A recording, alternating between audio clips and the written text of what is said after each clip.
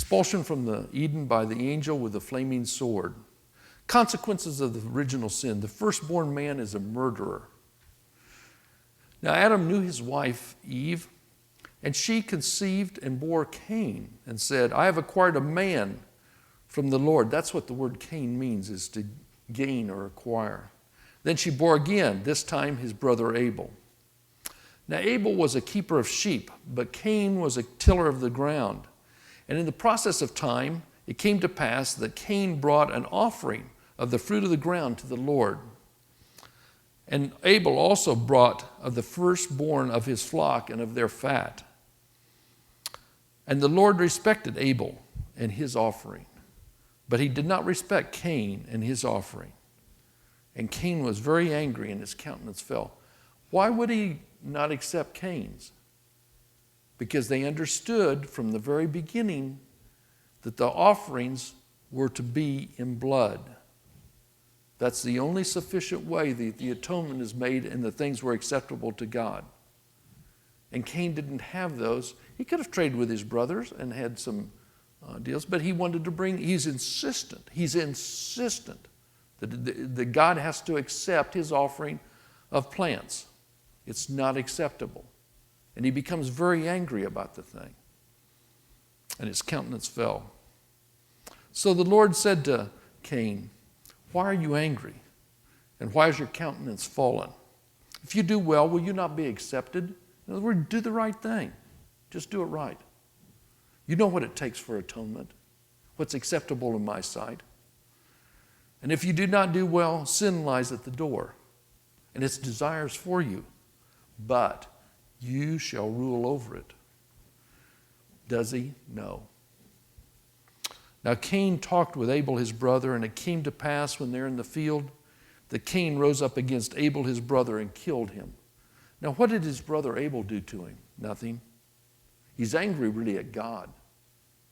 But he's going to kill his brother because his was acceptable.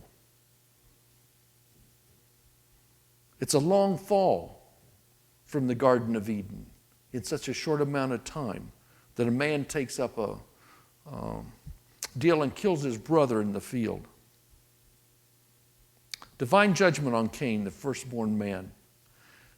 Genesis 4:9. Then the Lord said to Cain, where is Abel your brother? And he said, I do not know.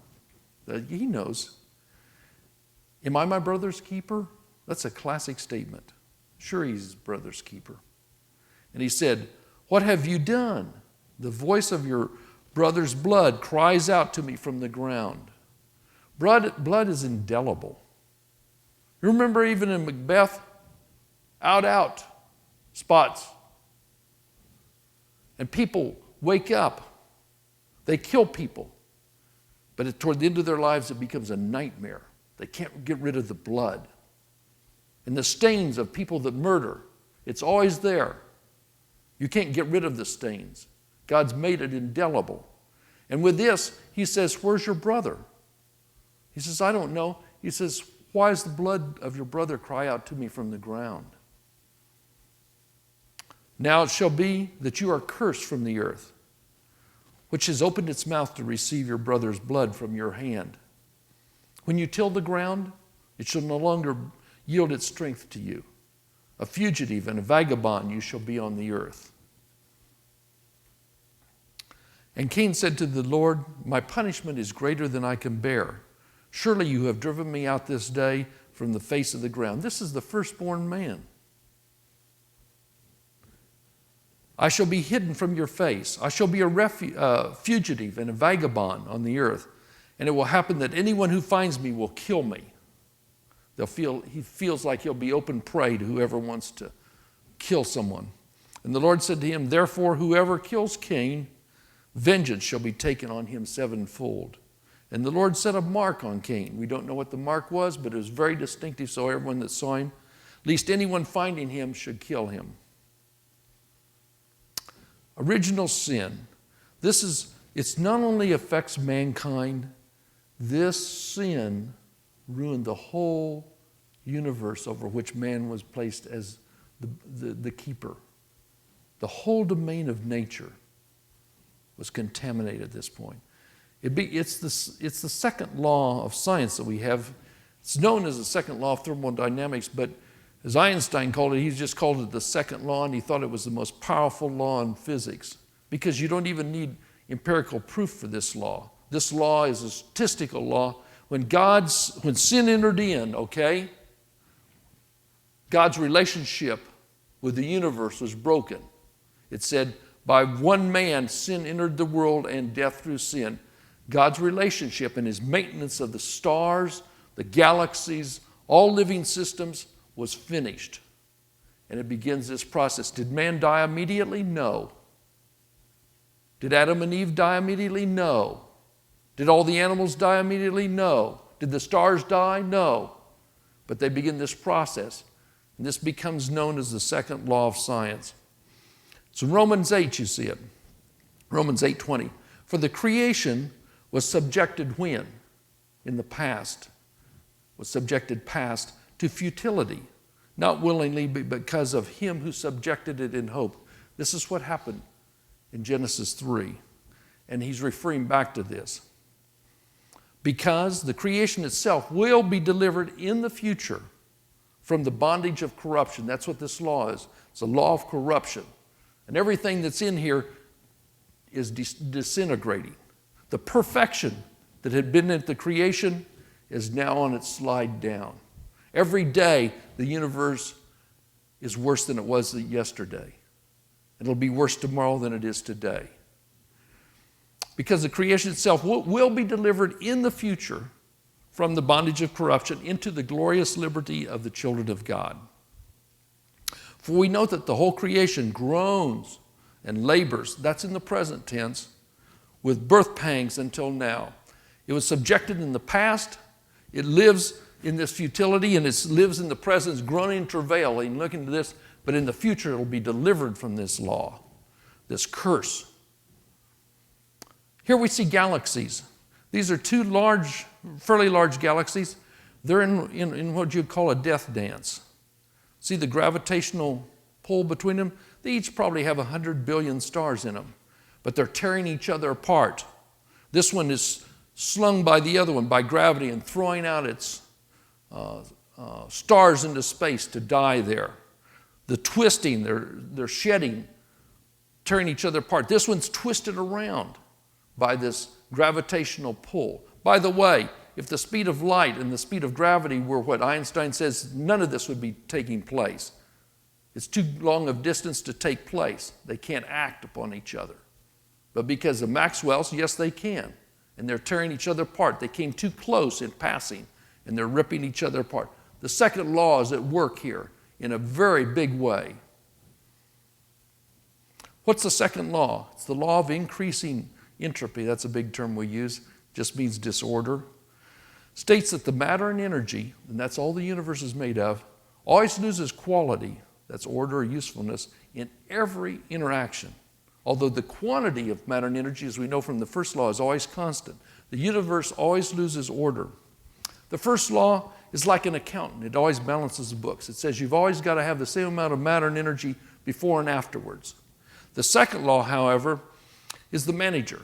It says, yes, the quantity is always the same, but it always goes from states of order to disorder. The second law is true, as Boltzmann developed. There are more disordered states of any system than ordered states. And if you plot this on time in this direction, okay, and useful energy, you remember in the first law it was total energy and it was a straight line for all time. In this case, it's useful energy and matter, and it's going down. Here we are at the present time, and it's approaching zero useful energy, useful order. The stars will all burn out. There'll be total darkness, and they estimate the temperature of the ultimate temperature of the universe will be 4 degrees above absolute zero. Deep space, it's presently 2.7 and rising. As these stars all burn out, and it'll just be a soup of cosmic radiation, only at 4 degrees. 4 degrees, there's nothing. No light, no life, no nothing. That's 4 degrees above absolute zero. Everything there'll be no motion at all, hardly. This law, let me explain the difference between these two laws, the first law and the second law. If you have a child and you have, say, a Walden pond, and every kid likes to pick up a stone and throw into a calm pond. I don't know what it is about a kid. He loves to do that, just to disturb that pond. Well, he picks up this rock and he throws it out. And right before it hits the surface, there's useful energy in that rock. It could run if it was converted to electrical energy or something, it could run an air conditioner for a little bit. It could run a toy car around for a long time.